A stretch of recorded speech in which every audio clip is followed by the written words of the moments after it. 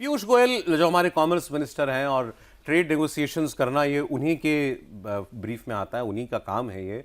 और उनको लेकर एक अंतर्राष्ट्रीय मीडिया हाउस ने ये लिखा, meet the toughest negotiator of the world and it is not Donald Trump. और फोटो लगी हुई थी उसमें पीयूष गोयल की।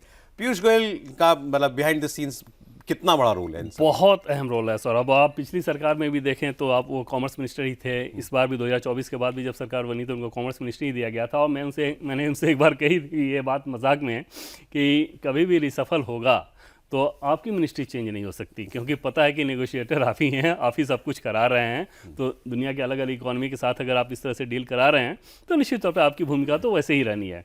उस काम को अच्छा पेशे से चार्टर्ड अकाउंटेंट हैं, चीज़ों को समझते बहुत अच्छे तरीके से हैं। तो प्रधानमंत्री नरेंद्र मोदी का जो एक खाका रहता है कि इस देश का हित ये है, इस खाका के इर्द गिर्द आपको डील को आगे बढ़ाना है, उसको अक्षरशः पालन कराते हैं। और इस पूरे दरमियान भी यूएस से ट्रेड डील को लेके सौरभ जब बात होती थी तो एकदम से क्लैरिटी नज़र आती थी।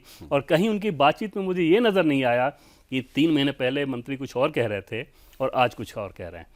वो लाइन एकदम से जिन जिन चीज़ों को कहते थे कि ये हमारी रेड लाइन है, हम ऐसे रिएक्ट करेंगे, ये हमारा काम है, मुझे तो उनके अमेरिका ट्रेड डील के पिछले 6-8 महीने जब ही टाइम चला लगा है, उसमें एक सॉफ्ट लाइन भी मुझे याद नहीं है। वो हमेशा बिल्कुल एक ठोक बजा के ठोक बजा गया। अच्छा बाहर भी गए, जब यूरोप भी गए, वहाँ बेल्जियम में जब गए थे आपको याद होगा, पूछा गया और एकदम से ठोक के क्लियर कट लाइन में। वो ऐसे हैं भी, बहुत बेबाकी से अपनी बात करते हैं, स्ट्रेट फॉरवर्ड पॉलिटिशियन जैसे होते हैं ना, वो एकदम से वैसे हैं। अंदर कुछ और है, वहाँ पे कुछ और, ऐसा उनके साथ होता नहीं।